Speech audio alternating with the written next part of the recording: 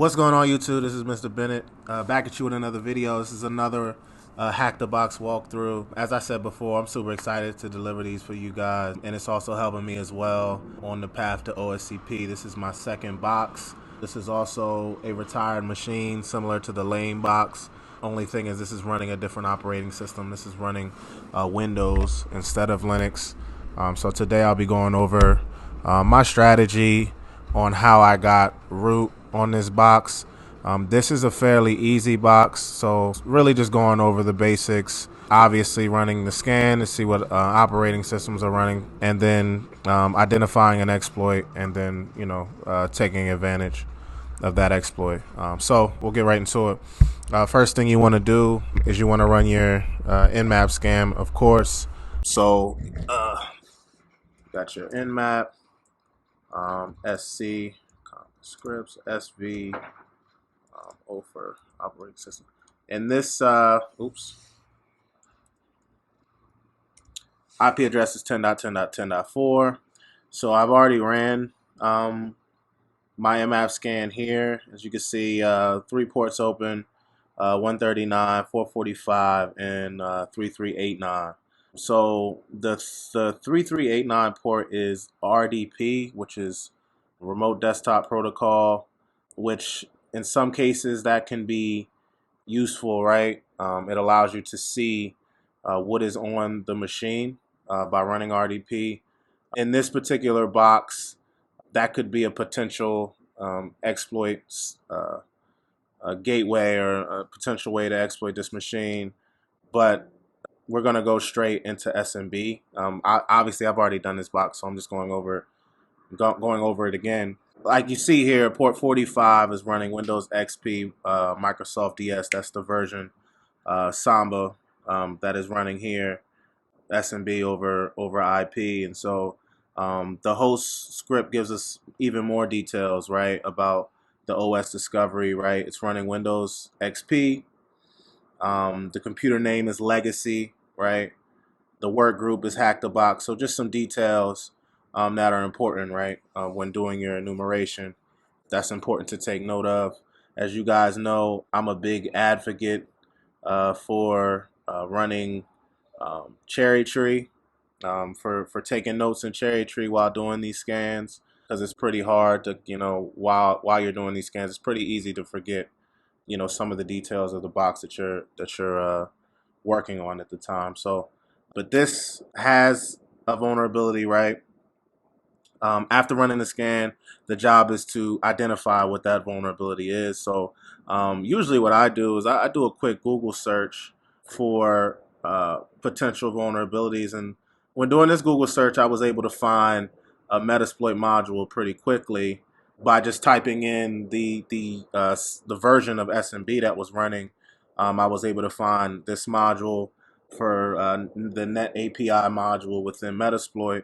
First thing I would do, right, is I try that, try out that exploit, right, to see if it works. So we'll go ahead and do that. Like I said already, here I have Metasploit pulled up. So first thing you want to do is you want to search for that particular Metasploit module, and here we can just do MSO8 underscore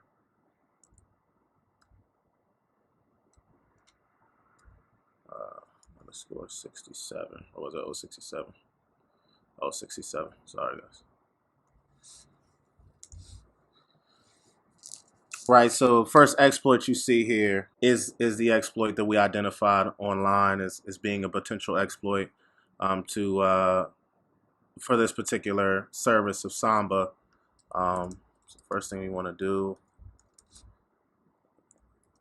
is exploit SMB.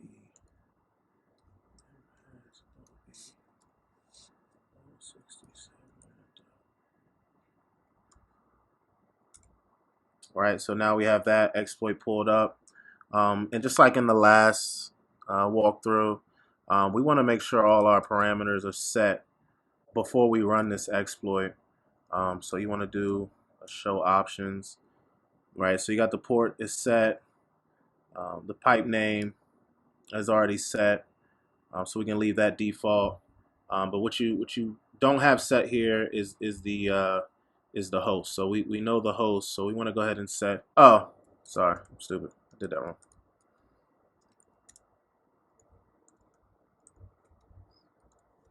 Oh snap. 10.10, 10.10.10.4. All right, so that's set. And now you want to do a show options again, just to make sure that is set. So there it is. 10.10.10.4 is set. And now that everything's set, right, you can run the exploit. All right, so now we have an interpreter shell. Now we have a shell on the machine, an interpreter session open. As you guys just start to understand more about Metasploit and research Interpreter, you'll learn more about, what you can do after getting a interpreter shell, how you can even, after post exploit, discover more information about the box. And so first thing I want to do is interpreter shell is fun, but I like working in the actual shell of the machine, if that makes sense. So here I'll go and create the Windows shell instead of the interpreter shell here. Here I can see.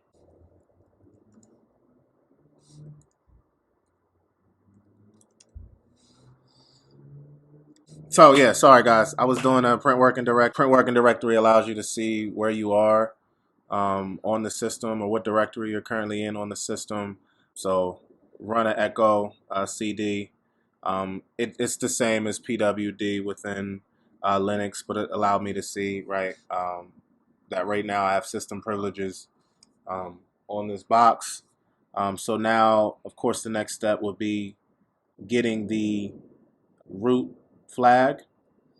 So I ran the dir command to see what directories or files are currently listed, so that I can just do or change directory. Probably makes more sense to change directory onto desktop, which is more than likely where um, the flag is. So the next thing you want to do is you want to change directories over to the administrator desktop directory, which is more than likely where the root flag root.txt file is. So we'll do that. So now we're over on the administrator desktop. Where here you're able to see, right, root.txt is here, is the file here. So yeah, so as I was saying, you'll go into the administrator desktop, or you'll change directories over to the desktop directory in administrative user, and then you're able to see root.txt file is here. And in order to read the root.txt file, you'll just do the type command root.txt, and there you go. You have your flag.